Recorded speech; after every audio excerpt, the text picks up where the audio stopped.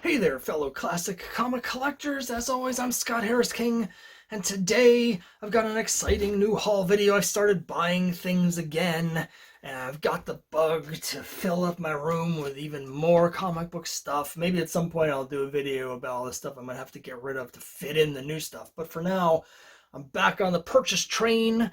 We're chugging down those back issue tracks. We're buying some cool stuff, and today I've got a video that's thematically divided into two sections. We've got romance and love, and then we've got dinosaurs.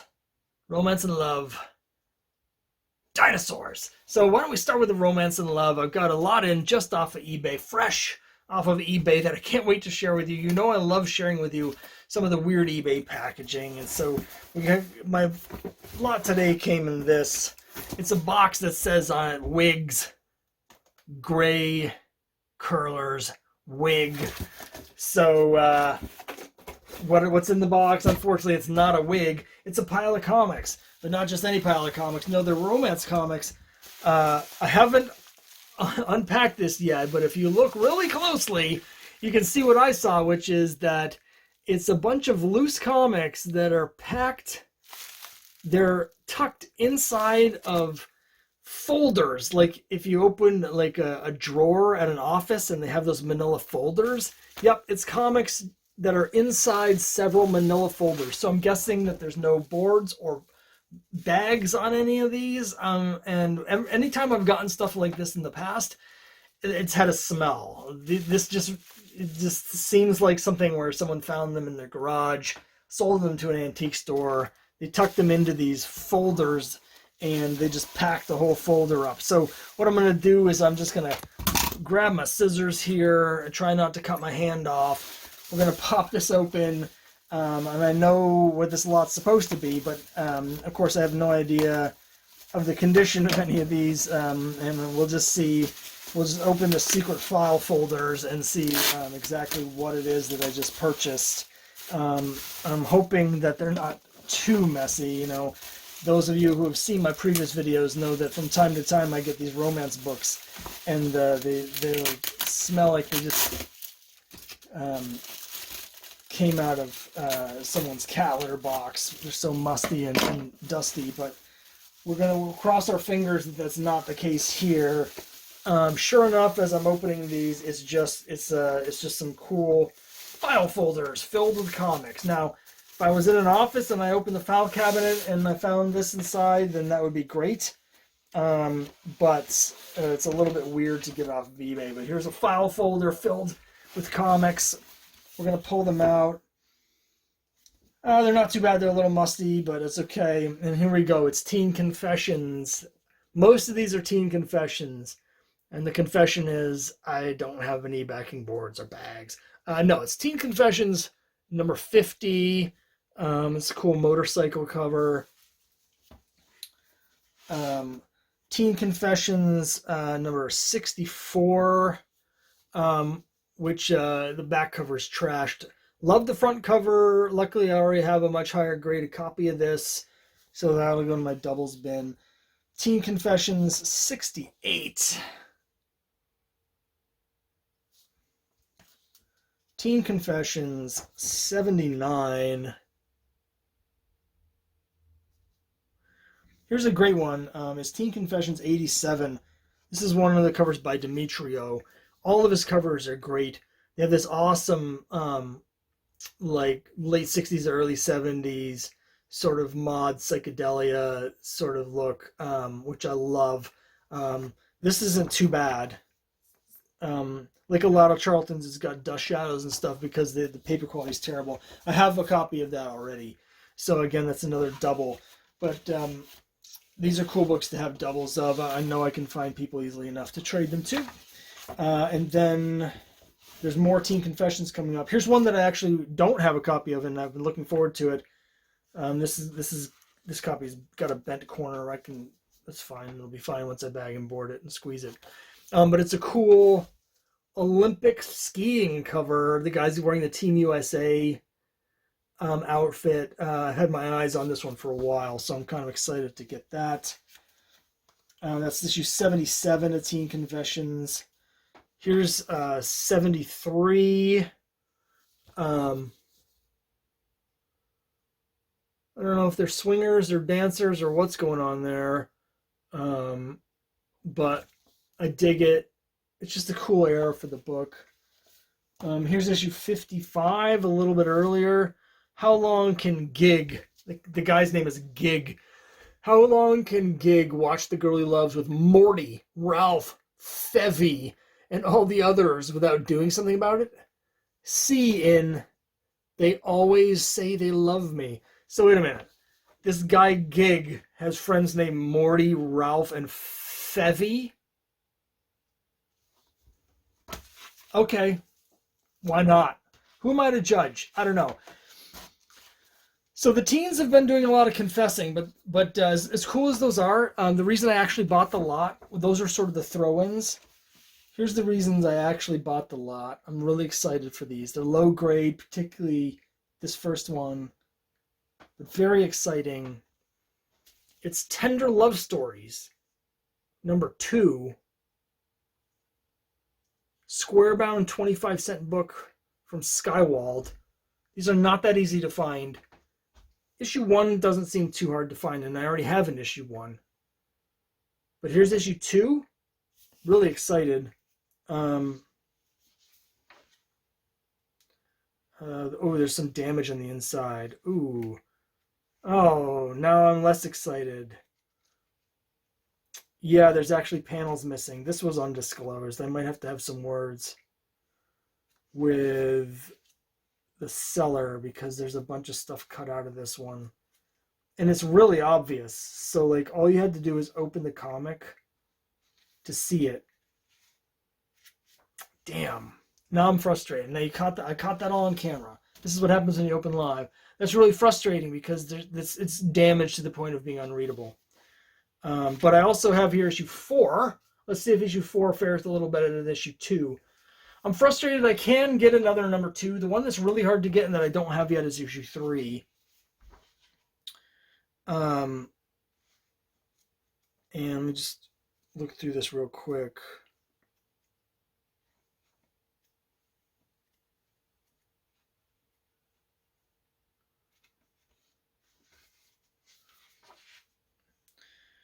Let's see. The penciling's by Kurt Schaffenberger for the lead story, but then after that, there's actually a bunch of what looks to be reprinted. But reprinted from where is the question? Curious. I'll have to look into that. So, it's disappointing, but there it is for now. My totally incomplete and trash copy of Tender Love Stories number 2, and my much more satisfying copy of Tender Love Stories number 4. So I just need to, at some point I'll need to get a replacement for number 2. But number 3 is the one that's really hard to get. It's got like a women's lib sort of like protest cover. And I think it makes it a little more desirable. I have not been able to track down any copies of number 3. But there's my teen confessions. There's my Tender Love Stories. It was a little less tender than I was hoping for. A little more violent. But that's the way it goes when you get a bunch of back issues that are just stuffed into file folders. You got to expect some problems. But luckily, this isn't just all about romance. No, there's still dinosaurs to come. So after the cut here, my time, it's going to be a few days because my dinosaur comics haven't arrived yet. But they're going to be coming soon. You'll only have to wait a couple seconds because when we come back from this quick cut, dinosaurs! Okay, I'm back, but before we get to the promised dinosaur portion of our video, I do have a couple more romance comics to share with you. It is True Love, number 1 and number 2, and here's True Love, number 1. These are from Eclipse. They came out in the 80s, and it's reprints of old romance comics that are in the public domain, but they do feature new covers, and this is the one that's of particular interest because it has this great Dave Stevens cover. Dave Stevens' art, his covers have really taken off the last few years. And so there's a number of his covers that are actually getting quite expensive. Planet Comics #1 is the big one. If you look at the eBay sales, there have been multiple raw copies that have topped $100 of Planet Comics #1. Across the board, there's a lot of movement. We're seeing a lot of things that used to be dollar books are now moving into the $10, $15 range, and then some of them are getting higher. I pick them up when I can from dollar bins, so I have a fair number of Dave Stevens covers. None of the ones I have are particularly expensive, I don't think now, except for possibly Elvira's House of Mystery #11, which I think is going for $30, $40.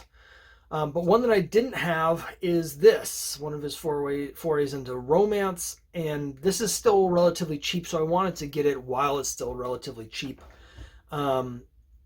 I think it's cheaper because even though it has this great image of the woman, it's just a headshot. But it's great, and it's a great 80s image. Like, everything is so 80s. I really love this cover, actually. So I was happy to get this. I got it in a package deal with issue 2. Cover from Brent Anderson.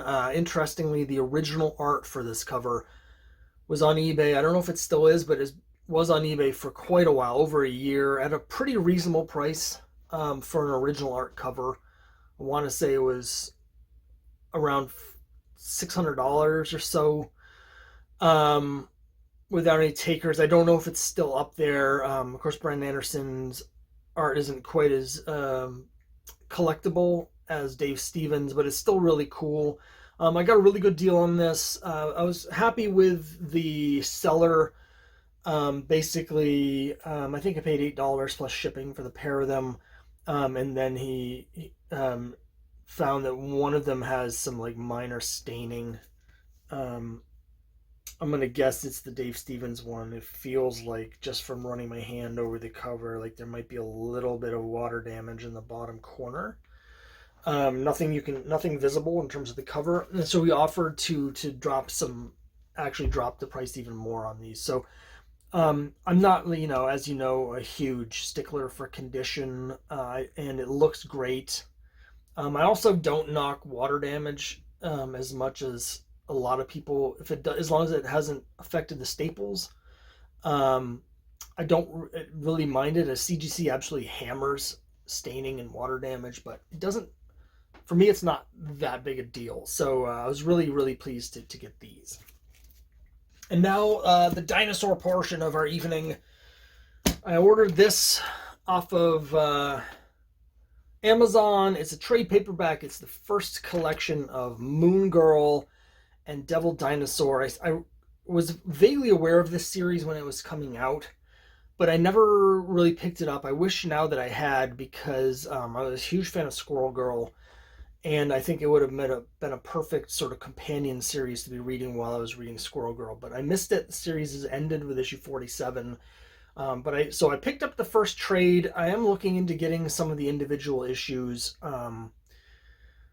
The first issue had sales figures of something like 38,000, and there was a variant, 2 variants actually, for that issue. So they're even the regular ones, are going to set you back $20, $30 now. There has been a TV show announced.